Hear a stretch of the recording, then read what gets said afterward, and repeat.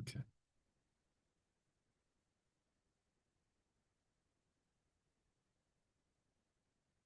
Okay, here we go.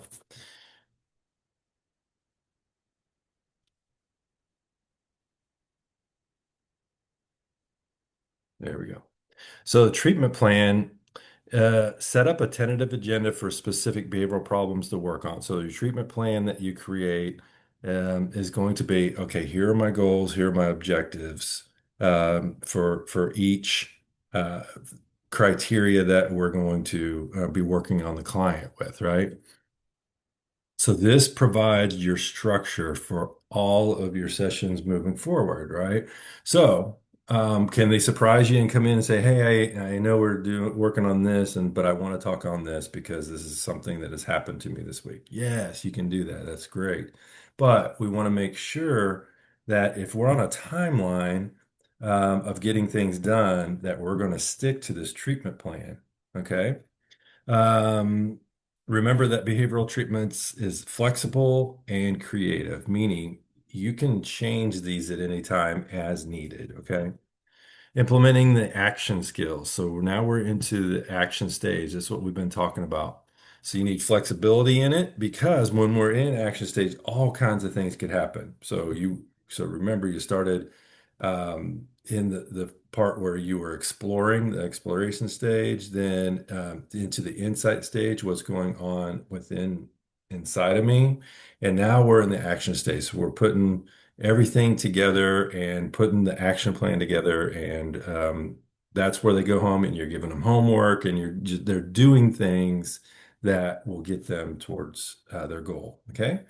Remain aware of the difficulties of change. Um, and how are we integrating the skills and tasks that we put into these treatment plans? So you're working with them, like providing some sort of homework or something throughout the week. And it could be remember we learned about REBT, a few weeks back. So within REBT, there's this thing called the thought record. So that may be one thing of homework that you do is like, okay, here's the situation that goes on. What's my anxiety that I have, on a scale of 1 to 10? And then, what's my new thought? And now what's my anxiety level after I've implemented some form of mindfulness or something like that, right? So it's homework through the week where you can do some measuring, if you will. Okay. Um, okay, let's go to. Okay, so remain aware of the difficulties in the changing process. Okay. So changing is hard, as you know, and anything that you do, change is hard, right? You got to build new muscles, things like that too. Like Tressa, right? When you're coaching and it's not only physical muscles, but isn't it muscle memory and neural pathways and everything too? When you're coaching, you're working on all of these things together. So that's what you're doing with your client too, is you're working on these new neural pathways and how do we overcome, adapt, and create new meaning in our life or new narratives, if we will, too. Remember that the problems are real and the suggestions could have major consequences. Um, you know, you can give ideas, but they're the master of their own lives too. They're going to know, hey, what's going to work? What have I tried before? All of these things too. So, but just know that change is a hard process, and to create change in that life, there's going to be a lot of new things happen in their life, and there's going to be a lot of tough times. So they're going to have some really good times. They're going to have some really bad times, during this change. So one thing that you can remember in this aspect of it too, clients' problems, they don't just develop overnight, right? This has been an ongoing thing over and over and over and over again. So they're finally coming to you maybe after years of dealing or living with this issue, especially with couples. Generally couples come to you for counseling about 7 years too late. Not too late, but you know what I'm saying. Later than they should have. 7 years, 5 years, 7 years, something like that, right? It could be even longer than that. But they've been doing these things year after year, day after day, that have led up to this issue. And this just comes to a breaking point, right? Maybe an ultimatum is given or something like that. Um, so it might be helpful to remember how difficult it is to make these changes in your own life. So that's where empathy comes in. So just drawing on something in your own life where you have overcome some kind of change and remembering how tough it was, or something along those lines, just so that you can relate to them and give them that empathy that you need. So let me ask you this. I'm gonna open up to y'all. How do you relate to change? When you need to change something, what are your steps to doing that? How do you relate to how hard it is? Think about something that you've changed recently in your life. Maybe it's going to school. What have you done differently now? What have you done differently to go to school? How has that changed in your life? What changes did you have to make to do that?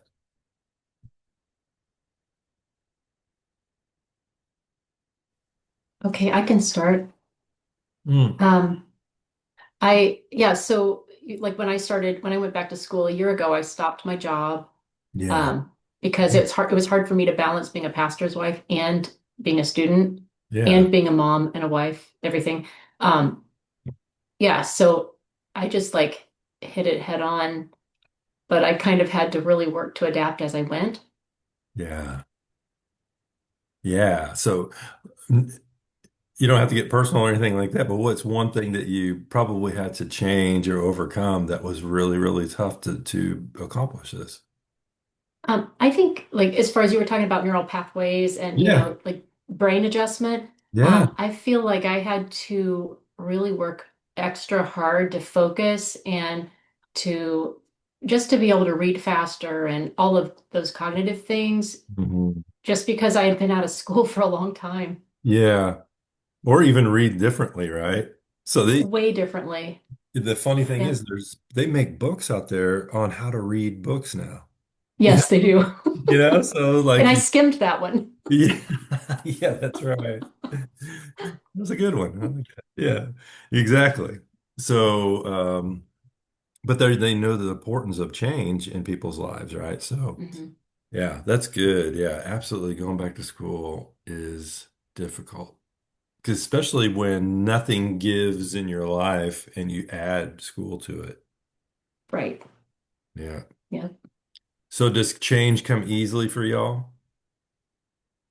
or is it hard? Macy, you're shaking your head. What? Tell me about that. Um, I don't typically like change because that requires me to form new habits and that takes a lot of intentionality. Hmm. And sometimes I make mistakes and fall back into negative like patterns. Wow. Yeah. It's kind of like a trial and error type thing Hmm. when it comes to certain types of change, at least. Thank you for that. That is very good. So think about this. Now, the clients that are going to be sitting in front of you, exact same thing, right? And we're going to be asking them to make these changes that maybe is tough for us. There's times, I mean, you're going to feel like a hypocrite through counseling is because, I'm telling people, well, here's how you do these types of changes and so on. And then it's like, God, I had trouble with that. Or I didn't even accomplish something like that, but you're telling them, see what I'm saying? So, but it doesn't mean you can't accomplish things, right? It just means that um, you're helping them through something that is so important with them. And maybe you didn't need to make some sort of change yet or something, whatever it is, right? Okay. Um, how do you feel when other people make changes? So think about somebody in your life right now that has maybe gone through some sort of change. What was it like for them? And maybe it is, so I'm just saying you guys had to make changes to go back to school. Other people had to adapt to you going back to school and making changes. Think about somebody else in your life that has made some sort of change. How did you, how'd you feel when they were making the change? And meaning maybe you had to be more empathetic with them, be more, sensitive to their needs or something.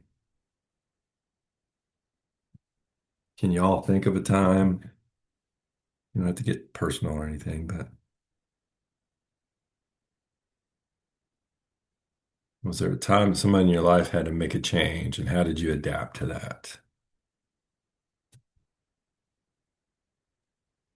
I guess I have an example. My Yeah. mom and dad used to work at like a family business together, and then after COVID, the family business failed, so they both were like without a job and had to find a new job at Oh, the same time. So yes. that was a big change for our family because financially we were in a different situation, and at times it was difficult because it caused like conflicts in the family, but I do think over time it brought us closer together because Mhm. we were open about the situation. That's so good. So what I'm hearing you say also is your family had really good communication skills too. To be able Yeah. to go through something like that and to process through emotions and things like that. Hmm. Yeah, that's awesome. Yeah, they do say, with adversity, it builds stronger teams. Yeah. Possibly. Not always. Sometimes, depending on the strength of that team, you Yeah. know. I think also the communication aspect, like if we didn't communicate about it and my parents were not open to my brother and I about it, I don't think it would have went the way that it went. Mm, yeah, that's a great point. Yeah. So it sounds like it turned out really, really well. Yeah, they both have jobs that they like fairly well now, so Really well. Okay, that's good. Yeah. That's tough, when you've built something and it's yours and it's your business and stuff like that. Now you got to go work somewhere else. I'm sure that is kind of yeah. different for them. Mm. Well, thanks for sharing that. That's a good one. Okay. Okay, so integrating the skills and the tasks, right? So key framework, how would you like to change? What kind of changes do you want to make? What would that mean for you to make these changes, right? So you want to build uh, um, the view of what this looks like. So what I also like is, Josh, what's Josh going to look like 5 years from now? And then we work backwards from them, from that point. Josh wants to look like this 5 years from now. And so, okay, how do we get there? What are the steps we take today, daily, weekly, monthly, to get to that point from 5 years from now, right? So that's just one example. So how are you feeling about what you're doing right now? So you want to create that sense of urgency of change too. So, wow, you've got this feeling now. What's your narrative now? And you want a new narrative. What do you want that to look like, right? So creating that sense of urgency on, let's make that change now. Let's don't wait. Let's put an action plan in place, and each day we're going to work towards that new whatever. Okay. Um, if clients want to change, helper thinks about how to help them actualize those goals, right? So when change is not indicated, helpers use their case conceptualization skills to determine where to go next. So if they don't know, they're like, I know I need change. I just don't know what that looks like. Okay, that's where we're going to jump in and we're going to help them conceptualize what this looks like. Okay, if we do these things and we put these wheels in motion, what does that mean for you? What's that? What are you going to look like when we get done with this, right? So we were talking about, okay, here's how we do it. Now here's the difficulties, right? We as helpers, one thing we got to watch is we are not fixers, right? So we're not fixers. So moving too quickly, there's a lot of times you're going to jump into wanting to counsel, and we may want to push them too quickly. And then what do? Whoa, they're going to back up. They're going to get stuck. Maybe they won't show up. Things like that too. If we try to push too much too quickly, right? What if we're not being supportive enough? Not conceptualizing the client adequately, sorry, acting out on our own needs of pushing them towards change, right? Oh, I want them to change so bad. I want to fix them so bad that we um, are acting out of our own needs to fix them, right? Having difficulty implementing actions, misunderstanding ruptures and counter-transference, just taking all of those into consideration. When I say misunderstandings, think of some things that may come to mind for you. Generally, what I'm thinking in this aspect of it is, am I communicating this well? Are they communicating to me well? Is there clarification on both sides of what this change looks like? So can they visualize it? Can I visualize the same thing so that we're moving towards the exact same goals, right? There's nothing worse than them having, a view of what it is and you having a view and you're pushing them towards something and it's not anything close to what they want, right? Failing to attend to culture. So think about the culture of individuals as well. Somebody comes into you, what's the culture, maybe ethnicity or so on, right? What is that culture? What could be things that you need to address that may be something that you're not thinking of? Okay. So when we talk about moving too quickly, rushing to action before establishing a firm enough foundation from your exploration and insight stage. So this is where just clarity comes into it, right? So asking the right questions, right? So what I'm saying generally is when you guys are start the counseling process, what we're doing is we're always asking questions, but we want to get better at asking the right questions, right? And I say asking better questions, right? To get to the meat of everything. Uh, Feeling impatient with the long process. They can get impatient with themselves. You can get impatient with them. That's where empathy and love comes in. Feeling you know what the client should do. No, they know. They know what they need to do. You're kind of going off of aspects of what maybe other people have done. Um, what has worked for others. So some things that work for some may not work for the people that are sitting right in front of you too. Feeling compelled to do something for the client. Here's another thing I say, you don't ever want to work harder than they are. If you got somebody coming in and you're working harder than them, what's going to happen?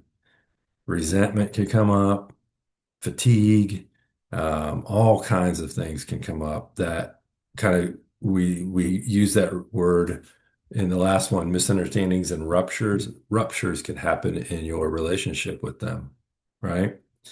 Okay. Remember to spend the majority of your time in exploration and insight to establish the foundation for the action stage. So those are the big meaty things to take to make sure that we've got in place so that when we go into the action stage, there's no question about where we're headed. So we're talking about not being supportive enough. Helpers might become so involved in developing the action plan during this stage that they forget to be supportive. Okay. Yeah, we're always going to be supportive. Encourage and reinforcement are crucial. So we all love, I don't use the word accolades. We all love to be acknowledged for something that, maybe we're doing well. I mean, Teresa, you think of, coaching, people, they want to know they're doing a good job, right? So, yeah, we're going to tell them, that's reinforcement that they are. And if they're not, it's reinforcement that they need to do something different or we need to be better at something or whatever it is. Okay. But that, I mean, we can tell them that in love, and that can still be encouragement, even if it's they're not where they want to be or something like that, right? Moving to action before knowing enough about the client situation. So remember, we just want to be asked all the right questions, and that's critical. Jumping to a solution before exploring the complexity of the situation. So if we put something in place and we're getting into the action stage, and we go, okay, if we implement these things, what do you foresee could be a roadblock for you? And it could be a person in their life, it could be, a situation, it could be a lot of things, but what do you foresee? And it could be stuff that you don't see yet, but maybe they know or haven't thought about, right? So what do you foresee that could be something that would slow us down? So remember, if problems were simple, clients would have already solved their own issues, right? If this was easy to do, they would have already done it. Yeah, it's good to remember. Acting out on own needs, helpers need to be perceived as the expert. So taking over for clients has the potential of undermining their efficacy and self-healing potential. Helpers becoming too invested in the client changing. So the part is like not working harder than them. Helpers might impose their own beliefs and values on the clients, and that's one thing that we absolutely don't want to do, our own beliefs and values. And then helpers might not want to be perceived as directive, but only as a gentle supportive. So not directive in what we're doing with them, but encouraging and so on. Okay, so having difficulty implementing actions, not being flexible or being too invested in it, following the action steps rigidly. So following the apps, we're going to put these action steps in place, but we have to be so flexible with this. And we're asking them to be flexible too with the care that they're being given. So misunderstandings and ruptures can arise, especially if clients are not ready to change and feel pressured by the helpers. Have you ever had an instance in your own life where you were unsure about yourself or the what was going on or whatever, and you may have you get stuck. So a lot of times when the amygdala fires, there's that fight, flight, or freeze. A lot of times freeze happens. I public speaking, for me or whatever. And my biggest fear is I get up there and I freeze. That's what the amygdala does. Fight, flight, or freeze, right? And so we just got to understand that things could happen. So helpers often feel countertransference if they have similar or very dissimilar difficulties as the clients.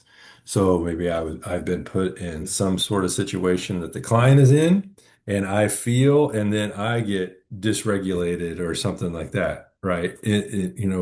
As the care is going on. So that's where we've got to do our own work outside of the sessions as well. Always do our own work. Failing to attend to culture. Some clients want and expect a lot of action and direction from their helpers, whom they perceive as authorities or wise people, and change must be taken within a cultural context. So we've kind of talked about that before. Um, Helpers may need to incorporate spirituality into the action stage with clients for whom spiritual and religion are important.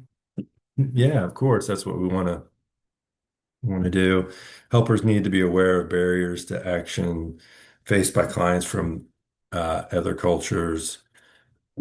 May be difficult for majority of clients, group clients to engage in the action stage with a minority group helper. So somebody with a different culture, sometimes it's uh, difficult because we could be in front of them and they were like, oh, well, they're so different from me and I haven't worked with this ethnicity or whatever that it could be so different for me. And maybe I would feel that they won't understand me as a client. that my helper won't understand.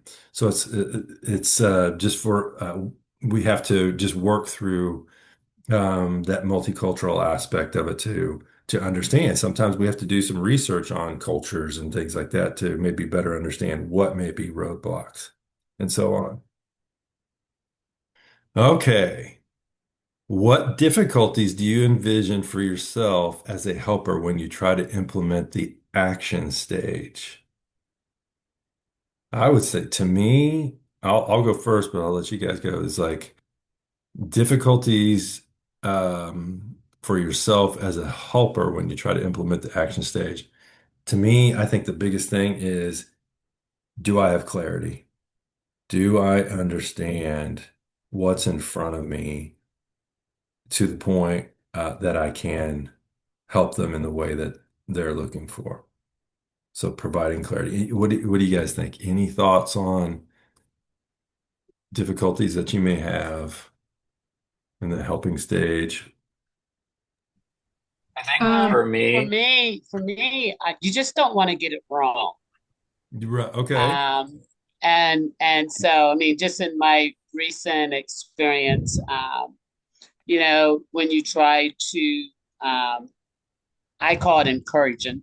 It's difficult because, you may see something, but they're not willing to face it at the time. Hmm. So Yeah, it's not necessarily getting it wrong, but they just not be may not be ready to receive it at the time.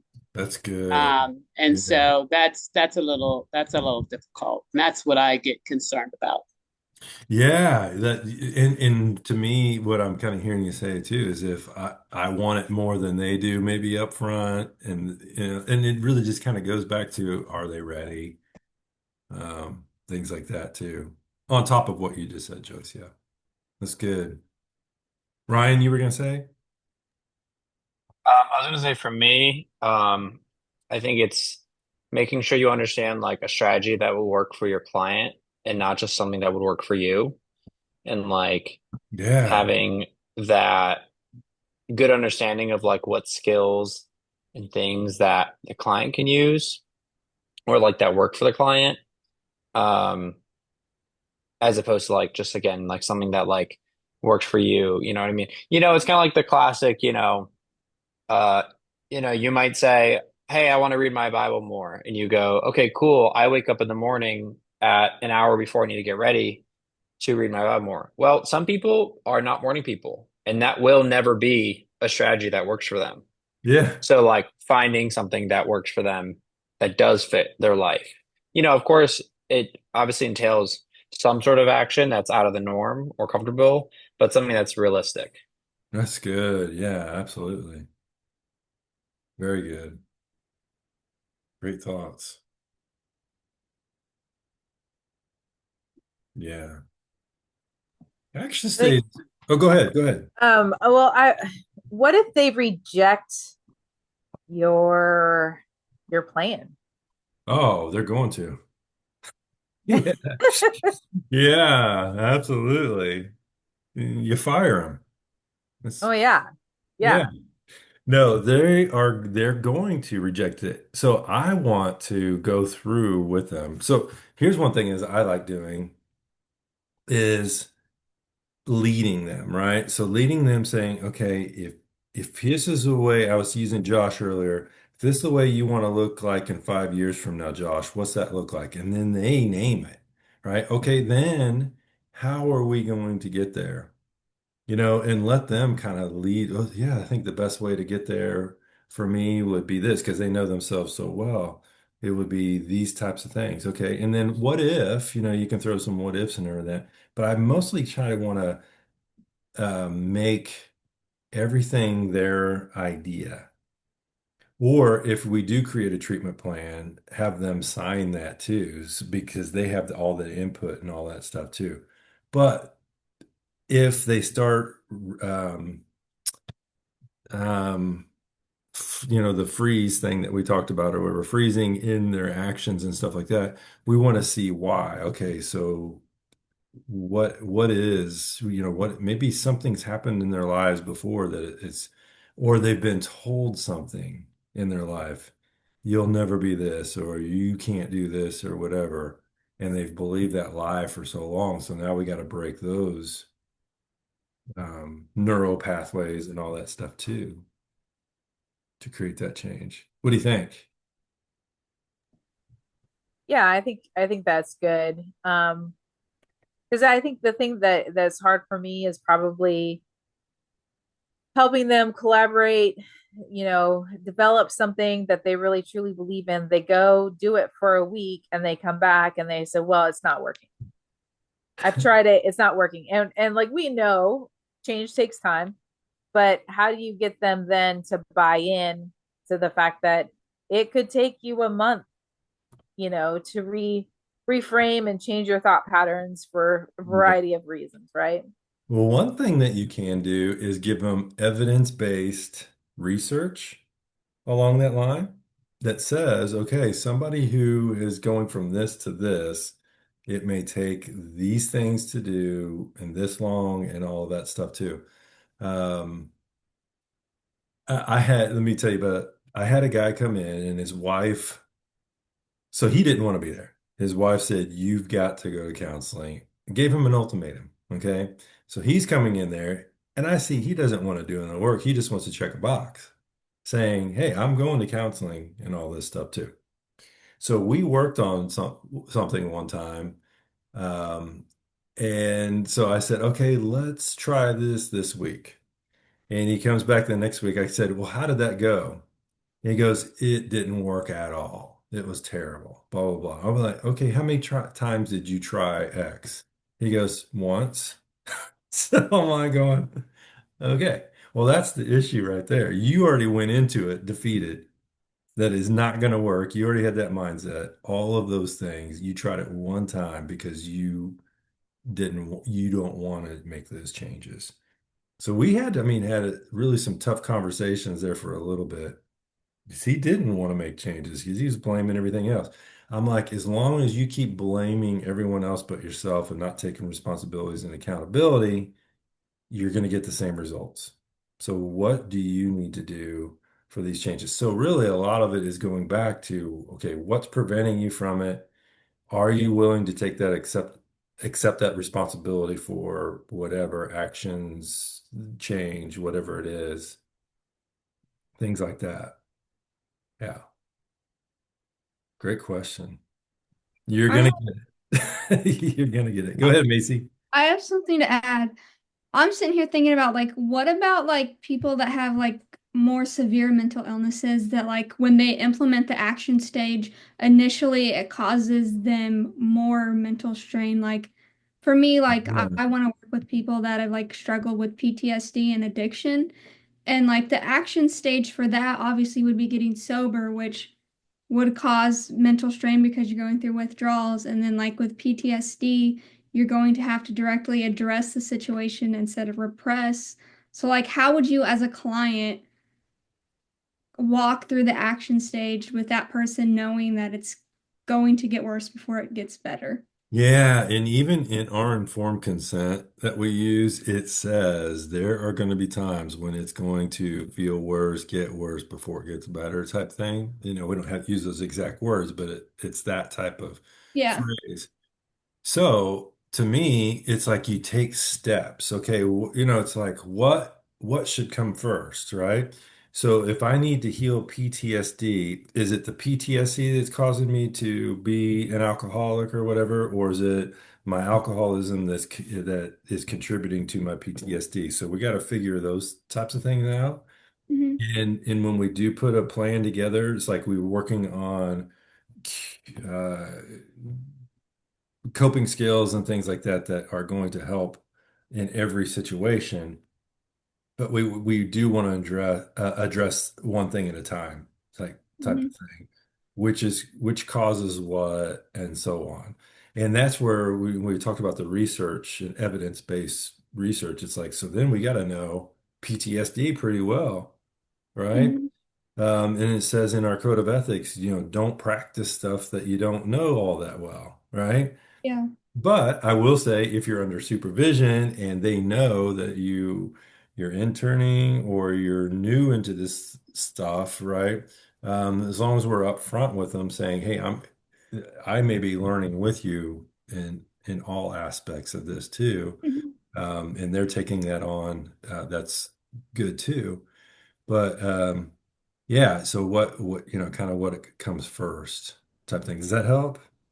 Yeah, I was just wondering because I was reflecting on my past because I've struggled with PTSD and addiction. So I Yeah. know personally that the action stage is more difficult than the other stages for sure. Oh, absolutely. Yeah, we can conceptualize everything, but putting it into action is the most difficult. Yeah. And for a counselor, witnessing, a person going through those things and the struggles, everybody's struggles are going to be different too. So new Hmm. things are going to come up. So, oh, then maybe a reaction happened in this way. Oh, why did that happen? Well, maybe it was some kind of an attachment issue that, we've had, Yeah.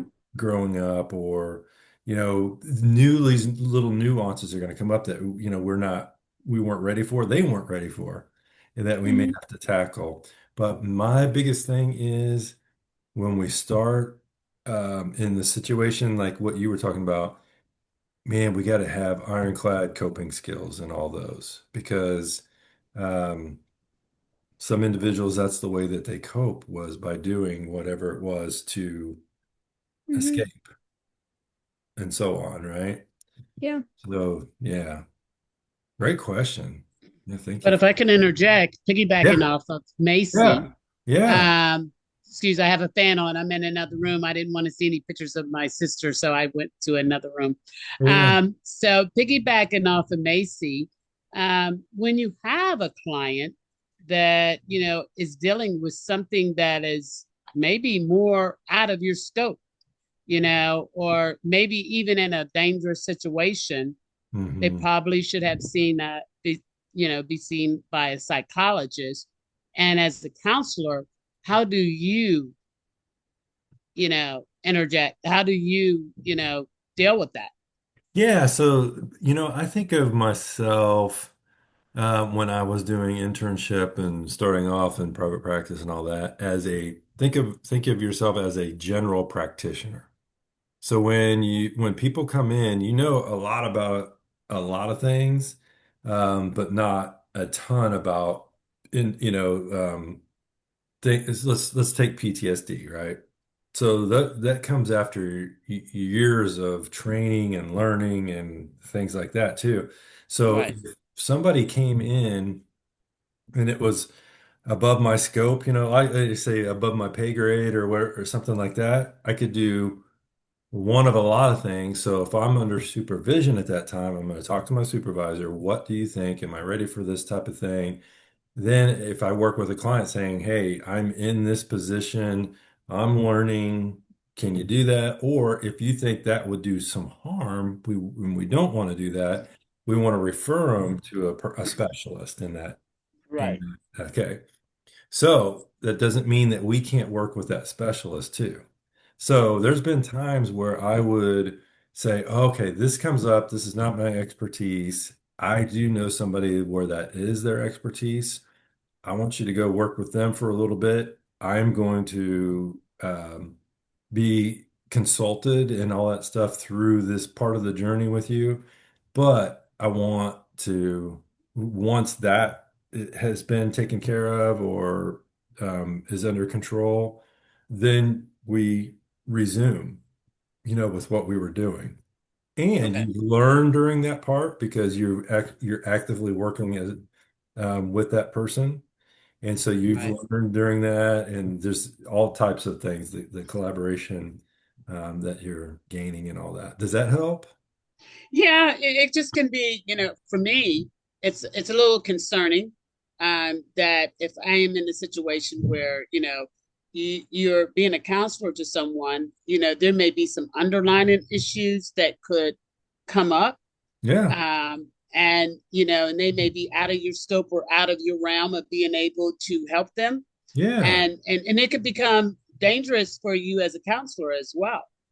Because I was in the military, I know some of the, levels of PTSD that could Yeah. arise.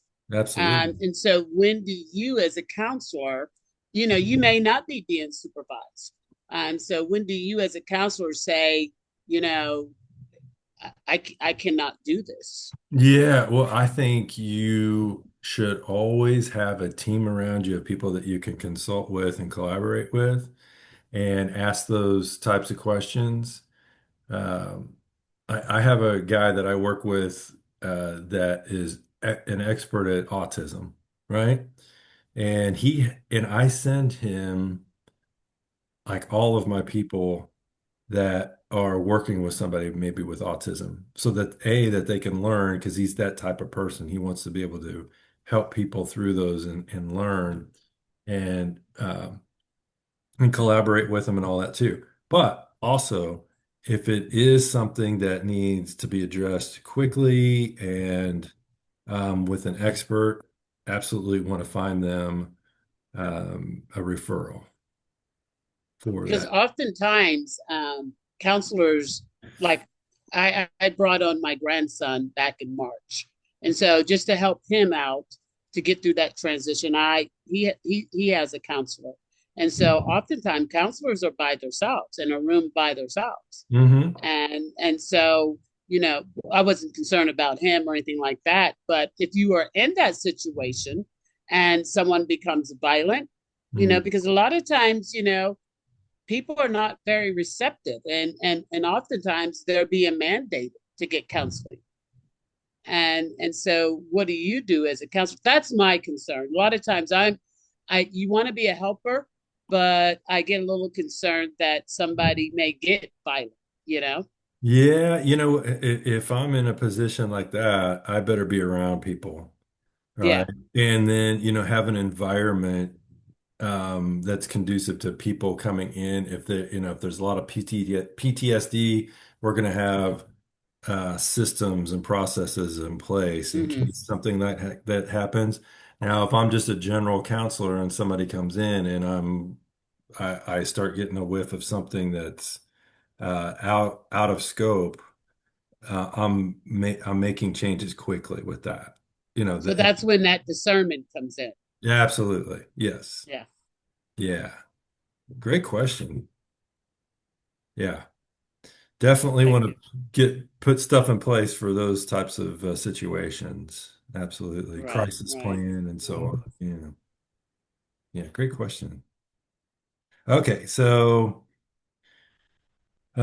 here's some strategies to do self-reflection, personal therapy, uh, consultation with supervisors. We just kind of talked about practice, practice, practice that we talked about. Obtain feedback. I've got on my phone probably 15 counselors that I've worked with over the years that I can call and ask questions about, and they call me. Same thing, stuff like that. Conceptualize the client, emotion regulation strategies. So those coping skills that we talked about, that I was talking about with Macy.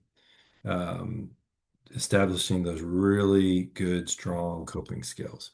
Okay, so putting it all together, what's that look like? Working with clients in the action stage. So just remember, you'll have clients that come in and they go, man, it just wasn't a good fit with this counselor, but I had another counselor it was a good fit with, right? Things like that. Well, we all have different personalities, different styles, things like that. And that's one thing I tell a client when they come in is, hey, I want the best for you. If I'm not the person for you, that's okay. Let's find the best person for you, right? Um, and I don't take things personal or anything like that. If it's just something that's just not working out, that's okay. So each helper has a different style. Each client has different needs and reactions, kind of what Joyce was saying. Some people may react in different ways. Each clinical setting has different policies and procedures. Okay. So that's where what Joyce was talking about comes into play is what is my policy for crisis management procedures and so on. If I have people that are coming in that may be volatile, we better have some really good policies and procedures in place. Intake. So when somebody comes in, and this is the very first thing we're going to do, we're going to go through this thing called a biopsychosocial intake, right? So we're going to gather information, their client demographics, why are they coming in, they're presenting concerns, what's their background information and psychosocial history, what's their health and medical history, risk factors, expectations for therapy. Why do we want to know their health and medical history, you think? Because sometimes they can influence the psychological parts of a person. I mean, they can affect our brain and everything. Yeah, absolutely. We will And also, medications can affect people too. that's exactly where I was going. Yeah, so we also want to know all of their medications too, because we look at that going, oh, they didn't really tell me about this anxiousness that they have or depression, but they're taking this medication, which is for these things. Now I can ask questions surrounding that, right? Good job. Or what if they've had surgeries, some form of surgeries, or they've had um, some some form of health issue in their life, and that may because Right. were you gonna say something, Joe? Remember, you and I talked about, part of the intake is asking anyone about if they feel any self-harm or, Yes, harming anyone else. yes, big time. So actually, that's one of the questions we ask up front, even on our phone intake. So we want to know that they're in a good place even before they come in, and we before we hang up the phone, we want to know that they're in a good place or not. Yeah, good job. And then we want to know their expectations for therapy. What does therapy look like for you? When we're done here, what do you want it to look like? So we're all on the same page, clarity, right?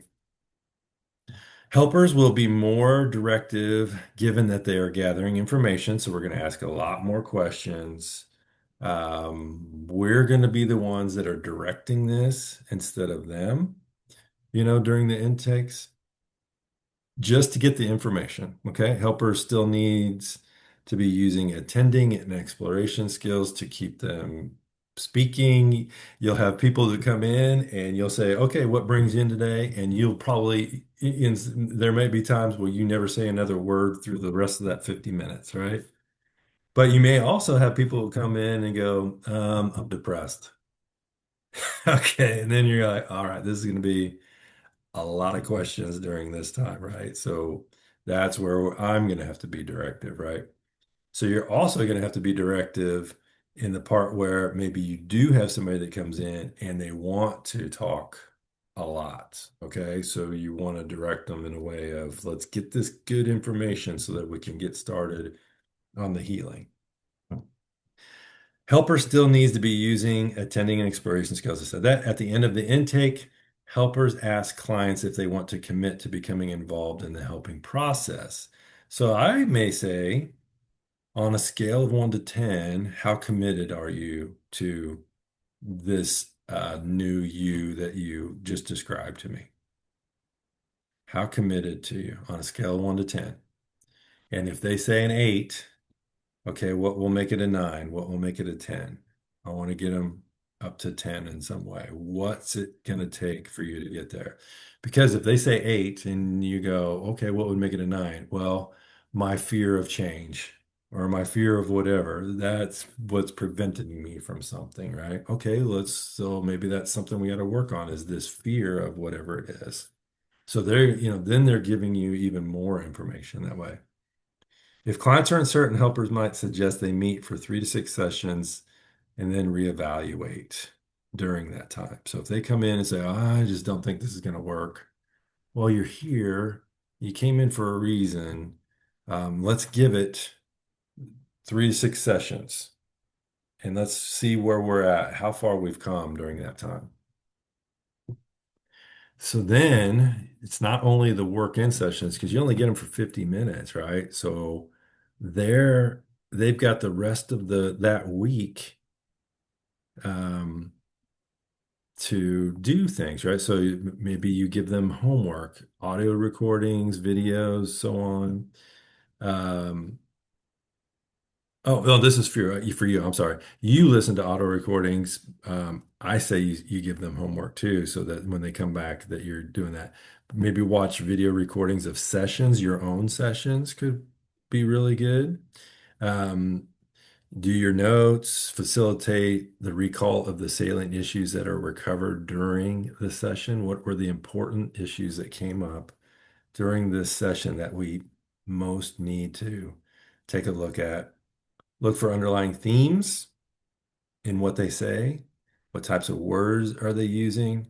What are some patterns that they get into um, across the problems that the client discusses? What are the themes? Is it maybe terrible communication that they have with others? Is it relationship issues? Is it what is it that's getting them stuck and so on? Educate yourself about theories and research to obtain a framework for which to understand the client dynamics. Telling you, um, this, AI can be really good stuff. I mean, always be careful with everything too. When you do look for things in it, um, I I've gotten better at using it, and so I will say, give me evidence-based theory, explanations, whatever, on this subject. Because I used to just say, do this, and it was just spit out whatever it is. Now I say evidence-based, so they're giving me, you know, they're citing where they're getting it from. Okay. So then I could go and get it from that book or website or whatever. But I want to make sure that the information I'm getting is thorough and evidence-based. Okay, read about the client's culture and the client's issues if needed, and consult with supervisors, collaborate with other counselors, and so on. Don't be on an island for sure. So when we're doing process notes, that's one thing that we kind of talked about. So process notes, um, what it looks like is what the client talked about, obviously. So we want to do, we talked about SOAP notes earlier, right? Subjective, objective, assessing what we've saw, what we heard, and then what's the plan moving forward. So we always want to create those. So that's what it looks like. SOAP. Um, but manifest the content, what the client talked about, underlying content. What were the unspoken meanings in what the client said? So we may want to ask them what were some of the meanings because we don't want to just guess or anything too and be wrong. So maybe we have watched a video or something of the session. And so we're making notes and say, ooh, I'm seeing this pattern and everything. So then it comes in, we can use our helping skills again, saying, hey, and summarize, do a really good summary, immediacy, saying, hey, when this happens, I see this, and so on. Okay. So then also, what are defenses and barriers to change? So how the client avoids anxiety in their life. Defenses. And you can see right in front of you sometimes the defenses, like these walls go up, right? So they're protecting, it's self-protection. What are they protecting? And that's what we want to get to. Client distortions, ways in which clients respond to you as they have to other significant persons in their lives. That's transference that we talked about. Um, then countertransference in us, ways in which your emotional, attitudinal, and behavioral responses may have been stimulated by the process that may be blocking our helping for them. So think about that a little bit. What could be happening in the room that be blocking us from helping them, okay? Because they'll see changes in you too. If something comes up in you, they'll see that. Oh, and maybe they become more guarded because you became more guarded or something, right? Personal assessment, your evaluation of your interventions, what you would do differently and why. A little backstory, I went to, I can't remember, it was some kind of conference, but the Blue Angels were there. And they talked about when they're flying, they are within feet of each other, right? And it looks like they're like within inches from you sometimes, but they're within feet of each other. And they do this day in and day out, and they practice all the time. And, um, but what was really cool about it is they said after every flight, even though they've flown together for years, they debrief after every flight. And so what that means is they go, here's what I could have done better. Here's what we did. Here's what worked well, things like that too. But here's what you can do. We don't beat ourselves up in sessions or after sessions or anything like that. But we could go, let me investigate this. How could I do this differently? What could I learn from this? What can I learn about myself in these situations? Maybe countertransference came up. So what can I learn about myself? And things like that. And it's not to bash ourselves, it's to grow. It's totally for growth. Okay. Subsequent sessions, we'll talk about beginning the session, develop a focus for the sessions, the working phase, and ending sessions. Okay. So, beginning the sessions, helpers might sit quietly and wait for the clients to talk about what is on their minds. Let them, come in. You're gonna develop your own way. So maybe some people and if we want to keep them on track, maybe you have somebody that comes in and they go off on tangents a lot. So maybe you want to be a little bit more directive, and especially when you're starting. So last week, and then you give a summary. We talked about this, and these are the goals. And maybe you want to, if they do go off on tangents and we want them to stick to a goal, maybe we go to a board and write down what our goals are and keep them on task, right? Or somebody may be really good at that stuff and we just let them go because they know, okay, if I'm here to do work and they're just going to take off and they're going to do the work. Those are the really gems, that you get into that they want to do that stuff too. So you don't have to be so directive. I think most of the time you're gonna have to be, semi-directive on things. So helpers might summarize what took place in the former session. We just kind of talked about that, right? Start by asking how the client felt about the previous session. Summarize it. Say, did I get that right? What do you think? How did you feel about how things went?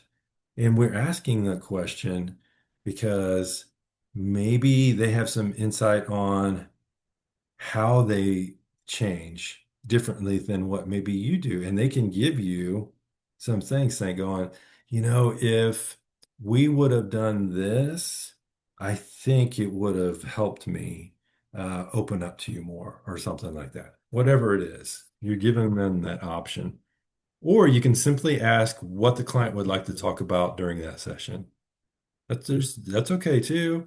You get people who come in, okay, here's what we talked about last time. Summarize.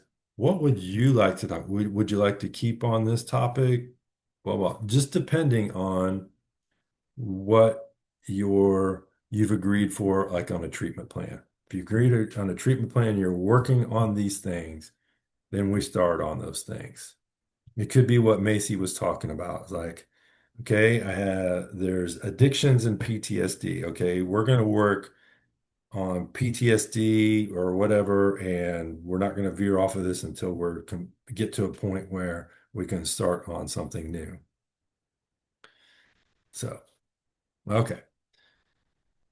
Develop a focus for the session.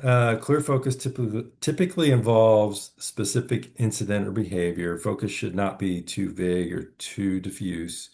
Ask what is troubling the clients now. We want to bring them into the here and now. Unless we're talking about attachment from the past or something like that too. But we want to kind of bring them into the here and now. If it is not possible to get the client to focus, the lack of focus in itself becomes the important issue. Isn't that funny, right? If we can't get them to focus, then the lack of focus becomes the focus, right? And that becomes the issue for the session the helper needs to talk about with the client. Okay. Um, Helpers must respect the client's decisions about what they want to focus on for the sessions. Say, oh, you want to change something different. Well, this is what we agreed upon. Now, I'm okay with this if this is going to lead to what we need to accomplish. Because they may come in with something that is so um, that has caused some form of pain in their life or whatever that they do need to work on that, and it does. The other part can take a back seat for just that one session. Use a combination of skills to help the clients focus. What's going to help them focus, right? Although the focus stays on the problem, helpers also facilitate client exploration of how the concern is affected by and influences other parts of the client's past, present, and their future. And we don't want to, if we're going to help them to focus, we want to keep the focus on them and not moving the focus around to other people and so on, because it could go off early, right? So we want to keep the focus on that. Okay. So the working phase of helping respond to the issues that clients bring up in session, um, cycle through exploration, insight, and action with many problems to help the client begin to able to process independently. So this is where you go, okay, we worked through these stages, right? And this is how we did it. How can we apply what we've learned to this new issue? So you may be in a working stage, something new comes up, and then we have to go back to exploring it and gaining insight, and then get back to the action stage, and so on. That's okay. We've been through that process with them, and they know how to get through that. So each time that we go through that process, it should be quicker each time. Many phases of work, depending on the individual client. And during longer therapy, in addition to working on clients presenting problems, there's often a focus on therapeutic relationship using immediacy skills. So we want to always keep that therapeutic relationship at the forefront and the most important thing. So getting on to ending the sessions, okay? Helpers need to begin and end sessions on time. Why do we do that? To set clear boundaries, right? Oh my gosh. So we have 50 counselors in our counseling center, right? And not everybody's the same. Good. That's good and bad, right? There's some that, man, that 50-minute mark is tough for them. And I'm constantly going to them. You got to keep it within 50 minutes because of the room availability and things like that. We've got to do this thing. So they work on it. Okay. So that's some things that we do. So here's what I always try to impress upon people. It's you are modeling stuff for them.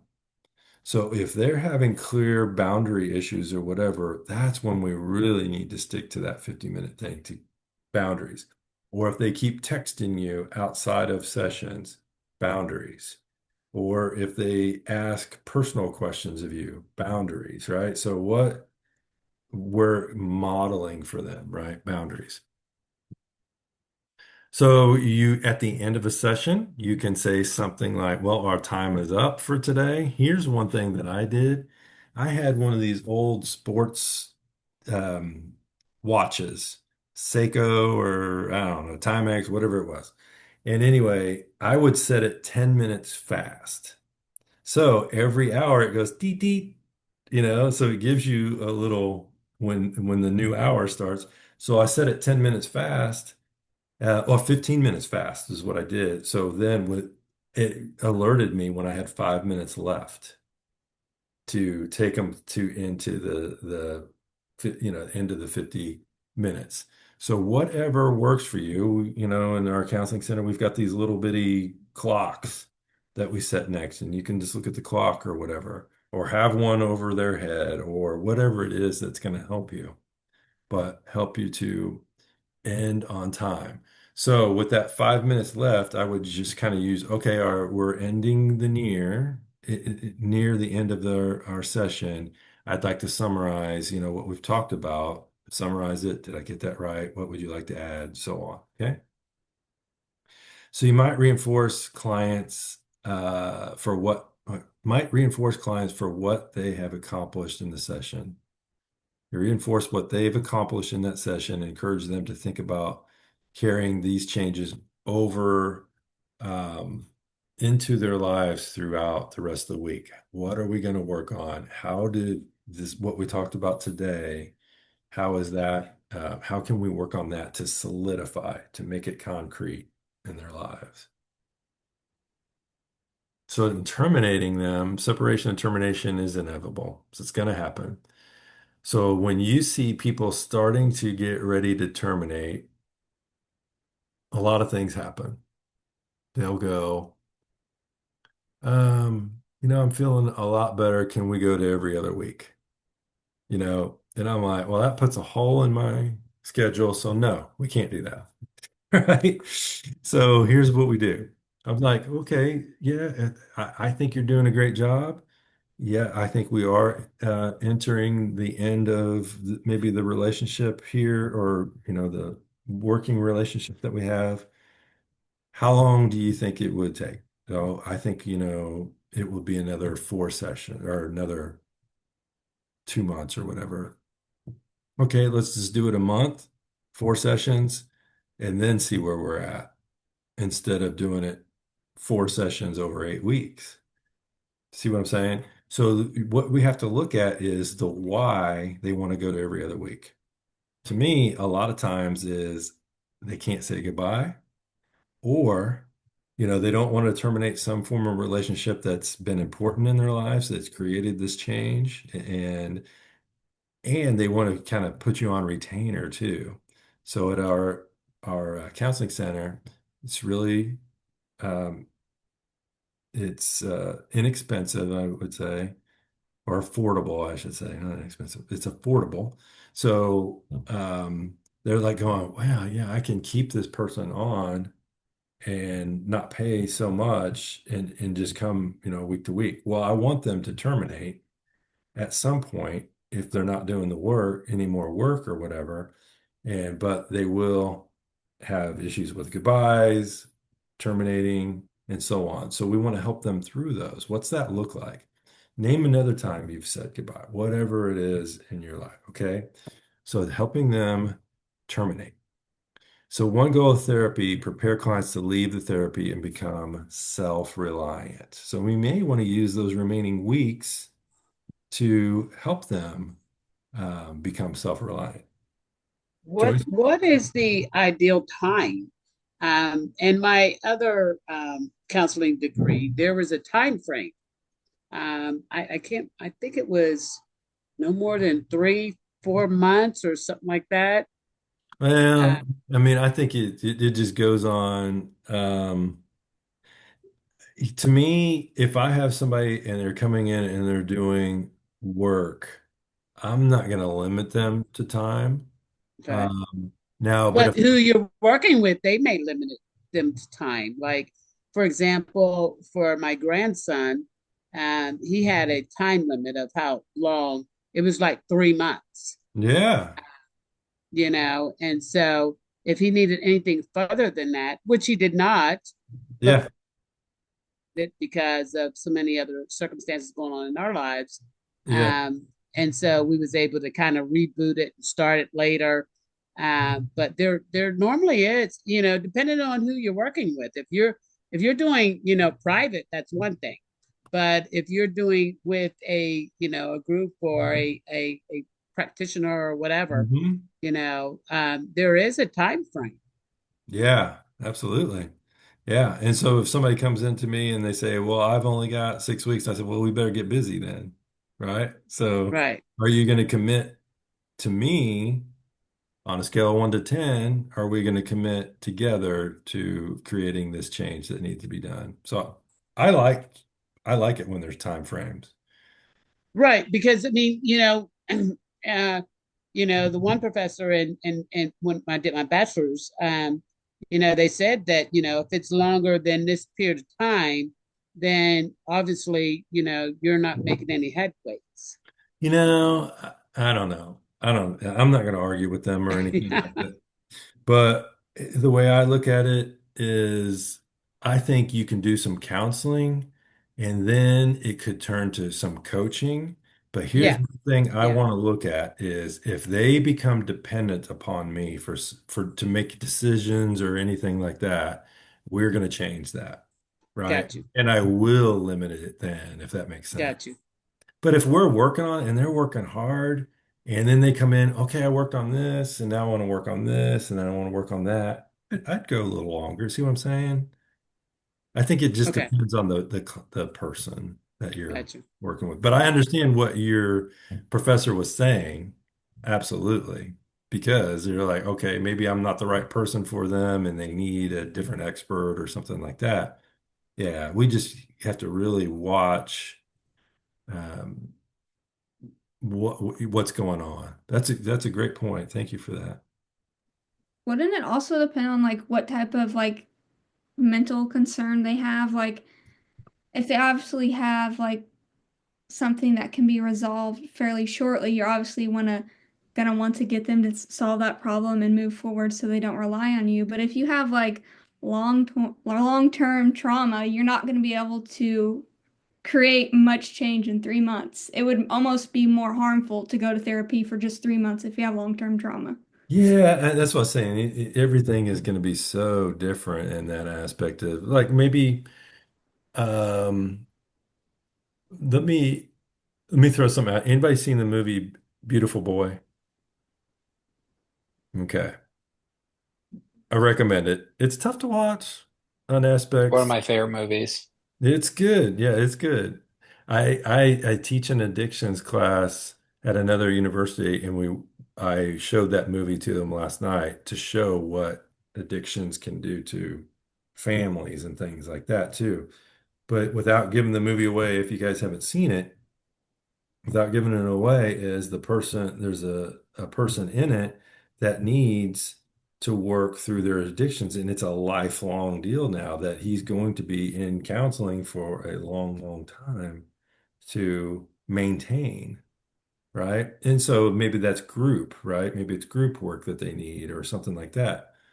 So I think everything is going to be different, if that makes sense. And the other thing is you can go through some individual counseling, and then maybe they go to group counseling, and then maybe they go to AA meetings or whatever it is that is helping.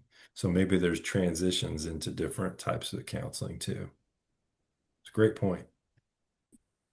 Yeah, thanks, Macy. Okay, when to terminate? Sometimes imposed by external time limits, right, Joey? So we talked about that. Open-ended long-term therapy, helpers and clients ideally together decide when they're ready to end it. Sometimes clients directly tell helpers they're ready to terminate. We love them. And they're ready. They've done the work. They know themselves so well. We love it. Other times, helpers have to suggest to clients that they think that they're ready to terminate. All right. So, yeah, then we want to work towards termination.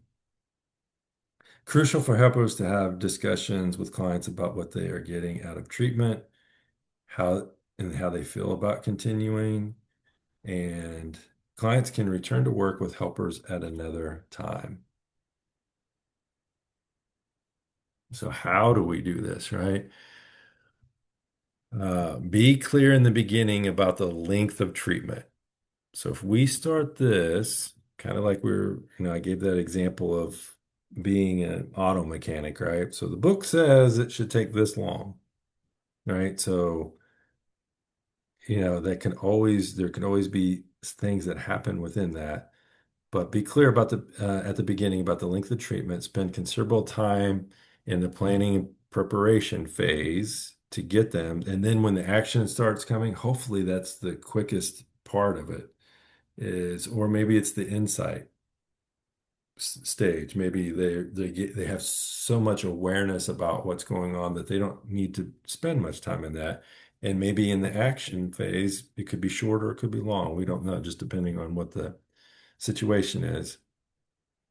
Termination often brings up issues of loss for helpers and clients. Yeah, some clients may experience intense sadness but struggle with how to thank the helper and show appreciation. Um, some clients may be disappointed about still having unresolved problems, like, "Oh, what's wrong with me, right? That I keep having these same issues over and over.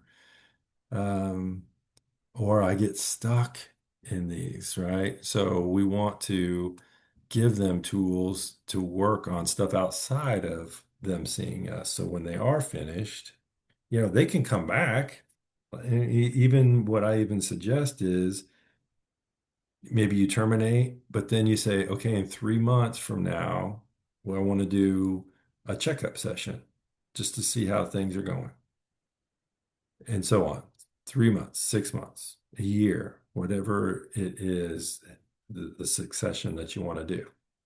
Some clients quit prematurely to avoid thinking about termination. So you'll have people that is like, I don't like goodbyes or anything, and they just won't show up again. Sad, but it happens, right? We don't want that. We want to kind of guard against that because there's nothing like having a hole in your session days too, and all that stuff too. Um, but we want, and that could be another conversation to have with them is like, okay, when you end things, what does that look like? Well, I just quit and move on, right? Well, we don't want that happening. So maybe that's a whole different discussion that you can have. How to terminate, looking back, review what the clients have learned. What were the steps we did for change? And we want them to be able to say those things so that when they get into these predicaments again, they're able to do that on their own again and able to make the changes on their own. Clients can provide the feedback. We want to ask them what worked well, what could have been better for you, what could we have done differently? If we were to do this over again, what would you suggest? Things like that. Okay. And that's a learning thing for us too. We don't want to get in a rut of putting people in a box and doing the same thing over and over for each client. We want to learn how each client responds, and maybe there's something different that we need to do in that aspect, right? Most and least helpful aspects of therapy in the process. Like, okay, so looking ahead, what future plans do you have? When this arises again, what are you going to do? If something different arises that's kind of the same, what are you going to do? Things like that. Consider the need for additional therapy. Review, because you guys can take breaks with them. Just saying, hey, it looks like you're at this one good stopping point. Let's let's put this plan in place of you stopping for 6 weeks, 2 months, whatever, and then we revisit it again in 6 weeks, to see, hey, is all of this taking place, and how are you doing, and do we need to reconvene or whatever? Okay. Discuss future plans, consider need for additional therapy, and review ongoing goals that they have set for their lives. Then, how do we say goodbye? Share feelings about ending and say farewells, right? Because there's going to be some things, that happen throughout the session, especially if they grew a lot and they look to you as the conduit for that growth. Yeah, we want to talk through I like saying you did all the work. You did all of this stuff. I was just sitting there with you during this, right? You did all the work. So you can continue doing these things. So anyway, just having these really good conversations and being an encouragement. And how do we say goodbye? What do you think it will be? Just thank you. So think about this today. You have been working with somebody for 6 weeks now in class. What do you think it's going to be feel like tonight to say it's not a goodbye. You guys will have classes together and stuff like that, but you guys have shared some things together and gone through some things, talked about some things. What's it going to feel like to stop talking about these things with each other? What do you guys think? I think it will be sad, but also joyful because we'll be sad because we're obviously not going to be meeting again, but it will be a joyful time to reflect on our growth throughout the Yeah, practice sessions. I love that. Absolutely. Do a lot of reflecting tonight. Absolutely. Great, Macy. Yeah. I think there's a sense of accomplishment, a sense of learn and growth. Um, Yeah. Yeah. so that's a positive aspect of it. What's the biggest thing you accomplished, Josh? Not saying anything about what you guys talked about or worked on, but Yeah. what's your biggest accomplishment? I think for me it was getting asking the right questions in each stage. Yeah. And so I think when in the beginning I jumped a lot from a stage to a different stage and would ask questions that weren't really productive or effective to the context. Yeah. So just getting a better grip at that. I think that was Yeah. questions and listening definitely. Um, so yeah. Good job, Josh. Yeah. So what I heard you kind of say is I learned to ask better questions. Yeah. And that'll just keep going. Yep. That's good. Thanks. That's awesome. Glad you had some growth, personal growth. Anybody else?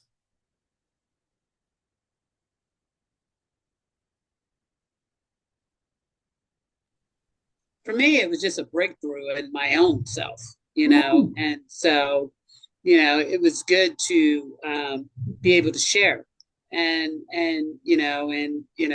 my partner was Macy, and so we was able to do some good sharing with one another, good fellowship, Mhm. Yeah. and be able to learn the inside of your own self, because until you learn the inside of your own self, you can't help someone else, you That's so know. good. You're preaching now, Joyce. That's good. That is so good. Yeah. And I kind of like the aspect of the talking about the Blue Angels and how they debrief after every one of them is like, what could I do differently? Or what do I want to try next time? Maybe it's getting out of my own comfort zone. What do I want to try differently? Things like that too. So when I go into doing my internship, now that I've done these helping skills and have worked with somebody that is comfortable with me, or I'm comfortable with them, or what, and so on, what I'm going to be getting out of my comfort zone. So how am I going to do that? You just did. I mean, you guys just went through and you got out of your comfort zone and doing these things, these new skills. But then you'll have a chance to continue doing that too.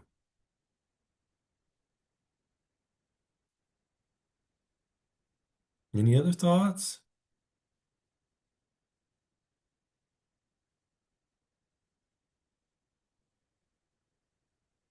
Okay, we talked a little bit about earlier about referrals and transfers, right? So they might need a referral. that for somebody who's a specialist maybe or has an expertise for something.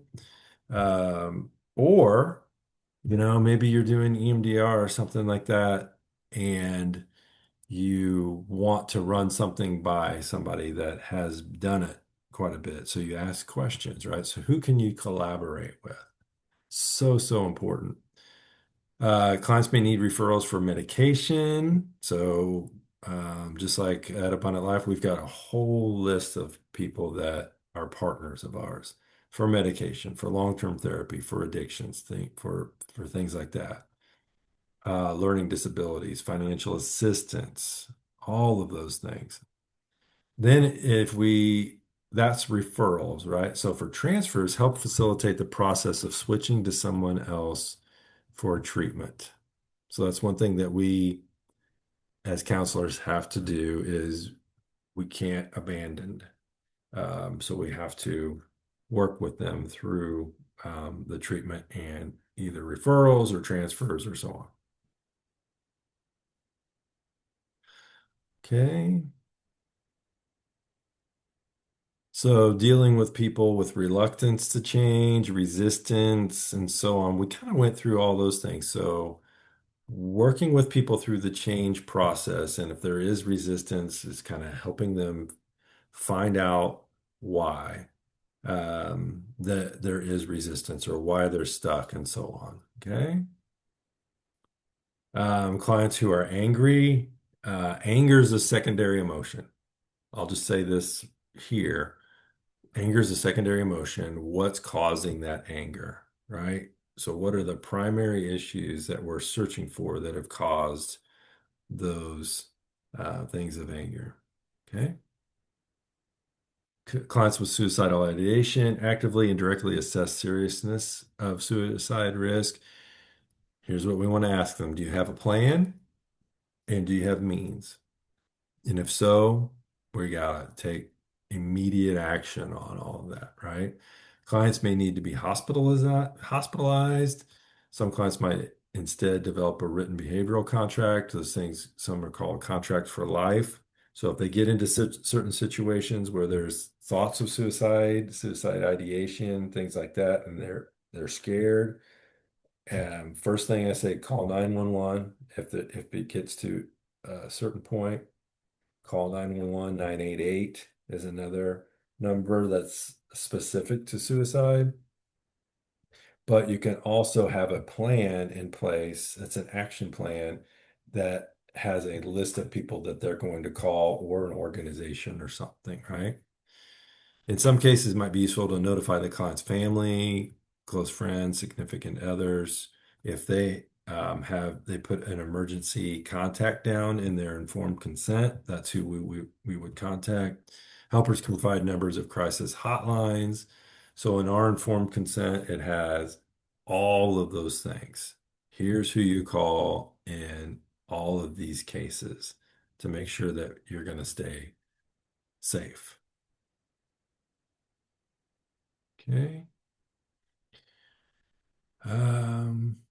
How can you remain, we won't have to answer this, but how can you remain empathetic while dealing with difficult clinical situations, right?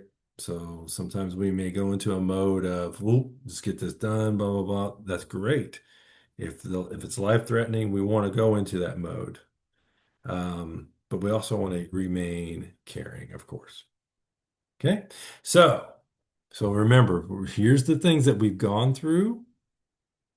So let me name these off real quick. So solar, remember that. How we sit is even important, right? Using empathy, our nonverbals, our facial expressions that we use, our listening skills, how we attend to them, our eye contact with them, our head nods, tone of voice, the space that we give them, verbally, space can be a verbal space, right? That, allows them to process.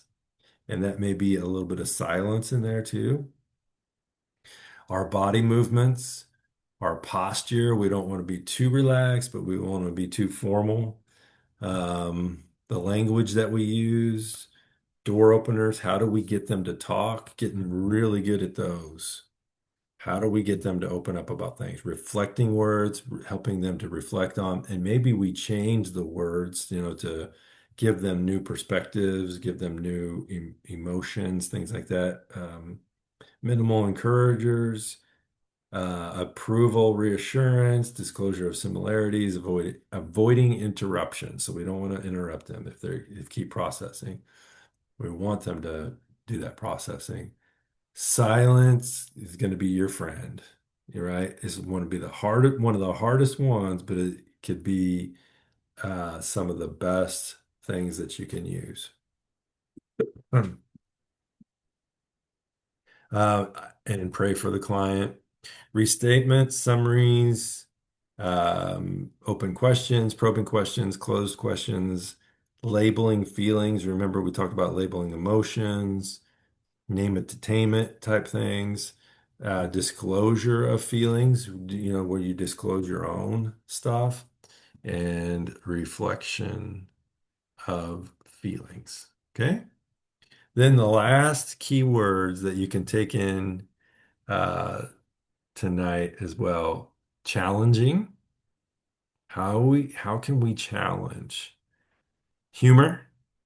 So humor is one to be careful with. Is like we don't want to use it in a all the time or in a way that is deflects or takes away from something that we're working on, but it could bring down any type of issue that's going on. Meaning, you can use humor to um, bring down the anxiety or something, whatever. Silence, immediacy, reinforcement, modeling. We talked about that. Giving feedback, receiving feedback is important, in the closing aspect, being able to receive feedback from the person that's sitting across from us, open questions, and direct guidance. Okay. All right.